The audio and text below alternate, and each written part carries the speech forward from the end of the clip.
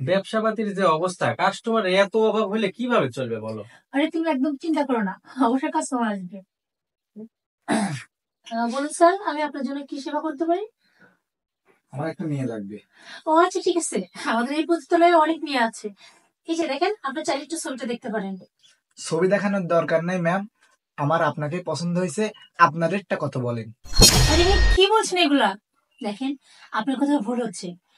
আমি এগুলা করি না। কি বলেন ম্যাডাম, আপনি এগুলা করেন না মানে? পতিতালয়ে বসে আছেন, আমার কাছে কিন্তু টাকা পয়সার অভাব নেই। আপনার কত টাকা লাগবে বলেন? ধরেন 1 লাখ টাকা আছে। আরে বাদ দেন তো আপনি। তখন থেকে আপনাকে বোঝানোর চেষ্টা করতেছি, আমি পতিতালয়ে বিজনেস করি, কিন্তু আমি পতিতা না। এখানে অনেক মেয়ে আসছে, আপনি তাদের ছবিটা দেখেন, যাকে ভালো লাগে তাকে নিয়ে যান, কোনো সমস্যা নেই। আরে ম্যাডাম, আপনার কত টাকা লাগবে? কিন্তু আমি আপনাকেই চাই।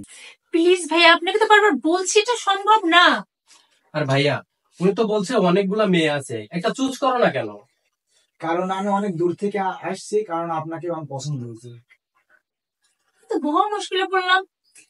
ভাইয়া, আমি রিকোয়েস্ট করছি, আমি এই কাজ করি না, সো আমাকে বাদ দেন। কত টাকার বিনিময়ে আপনি কাজ করবেন বলেন? ভাইয়া, একটু এক্সেস হয়ে যাচ্ছে মনে হয়, সে তো পারবে না বলছে। আরে ভাই, আপনি ঘরে বউ নাকি? আপনি এত জোরে কথা বলছেন কি জন্য? থামেন আপনি। হ্যাঁ, আমার ঘরের বউ। আমার ঘরের বউ জন্যই তো এই কথা বলছি। কি আমার ঘরের বউ দিয়ে কি আমি আমার এই পতিতালয়ের বিজনেস চালাইতে পারি না? আর এর জন্য কি আমার ওয়াইফে দিয়ে কি আপনার সাথে ব্যবসা করাবো আমি?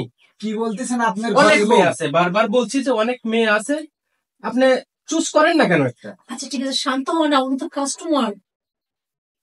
স্যার সরি, আসলে দেখেন, এটা হচ্ছে আমার হাজবেন্ড, আর আমরা দুজন মিলে এই বিজনেসটা করি।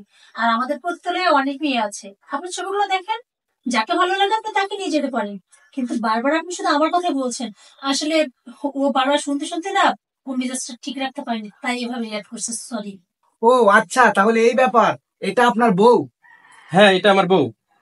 আপনার বউকে দিয়ে তার মানে এই পতিতালয়টা আপনি পরিচালনা করাচ্ছেন? হ্যাঁ, পরিচালনা করাচ্ছি, তাতে আপনার সমস্যা কি? আমার সমস্যা আছে।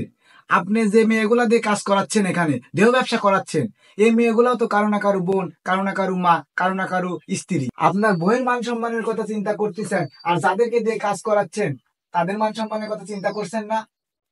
কাজটা কি আপনারা ঠিক করছেন? আরে, উনি তো কথাটা ঠিকই বলছে। আসলে ভাইয়া, আমরা না এভাবে কখনো ভেবে দেখিনি। আপনি যেভাবে বললেন, কন্টিনিউ আমাদের এখানে কাস্টমার আসে, আমরা সেই হিসাবে বিভিন্ন মেয়েদেরকে দিই। কিন্তু আপনি যেগুলো বললেন, সত্যি আমাদের চোখটা খুলে গেছে।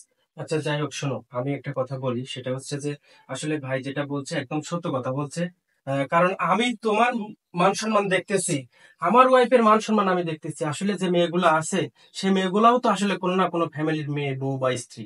তো যাই হোক, আমি চাচ্ছি যে আজকের পর থেকে এই জায়গায় আমি তোমাকে বসাবো না, অন্য একটা ম্যানেজারকে আমি নিয়োগ দিব। হুম, তুমি ভুল বলতেছো। আমি বলি কি, পৃথিবীতে তো অনেক কাজই আছে। সত্যি তো, আমরা যে কাজটা করছি এটা মোটেও ঠিক না। তার চেয়ে বলি কি, আজকে থেকে আমরা এই ব্যবসাটা ছেড়ে দিব, আমরা ভালো অন্য কোনো ব্যবসা করব। কি, কথা দাও? যাই হোক, আজকে থেকে আমরা আর এরকম পতিতালয়ে কোনো ব্যবসা করব না। আর চাই না যে কোনো মেয়ে অসম্মানিত হোক। ঠিক আছে, আমি ভাইয়ের কথাটাও বুঝতে পারছি, তোমার কথাটাও বুঝতে পারছি। ঠিক আছে, আজকের পর থেকে আমি আর এই বিজনেস করবো না। থ্যাংক ইউ ভাইয়া, আসলে আপনার জন্যই আমরা এই ভুলটা বুঝতে পারলাম। তো আপনাদের কথা শুনে অনেক ভালো লাগলো যে আপনারা এই পাপের রাস্তা থেকে সরে দাঁড়াচ্ছেন। ঠিক আছে ভালো ভাইয়া। থাকবেন ভাইয়া। আপু তাহলে যাই। ঠিক আছে। এই সময় আমি যাই, ওদেরকে বলে দিন যে আজকে থেকে আমরা আর ব্যবসা করবো না, ওরা মুখ। আচ্ছা, ঠিক আছে, সবাইকে বলে দাও।